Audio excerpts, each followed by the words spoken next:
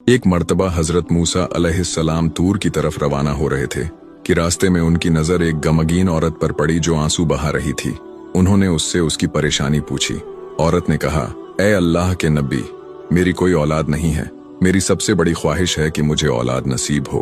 क्या आप अल्लाह से पूछ सकते हैं कि मुझे औलाद मिलेगी या नहीं? हजरत मूसा अलैहिस्सलाम जब तूर पहाड़ पर पहुंचे तो उन्होंने उस औरत की बात अपने रब से कही।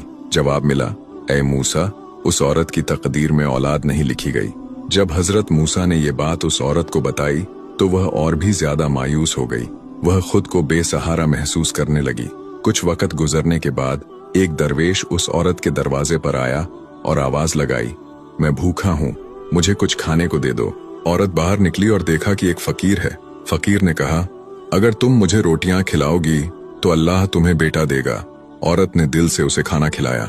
वक्त के साथ अल्लाह ताला ने उस औरत को 3 बेटे अता फरमा दिए। जब हजरत मूसा अलैहिस्सलाम दोबारा वहां से गुजरे तो औरत ने उन्हें बुलाया और कहा, आपने कहा था कि मुझे औलाद नहीं मिलेगी, लेकिन अल्लाह ने मुझे 3 बेटे दिए हैं। हजरत मूसा को हैरत हुई। उन्होंने फिर तूर पर जाकर अल्लाह से पूछा। अल्लाह ताला ने जवाब दिया, ए मूसा, जब उस औरत ने मेरे दरवेश को खाना खिलाया, उसकी नेक नियत और कुर्बानी ने मेरी रहमत को जगा दिया।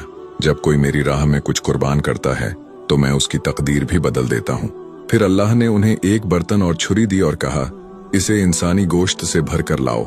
सबने इनकार किया, मगर एक गरीब आदमी राजी हो गया और अपने जिस्म से गोश्त काट कर बर्तन में डाल दिया।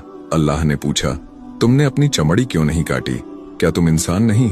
हजरत मूसा पर यह बात बहुत भारी गुजरी। उन्होंने सजदा किया और कहा, या रब, मुझे माफ कर दे। अल्लाह ने फरमाया, मैं दिलों को देखता हूँ। मेरी राह में दी गई सच्ची कुर्बानी तकदीरें बदल देती है।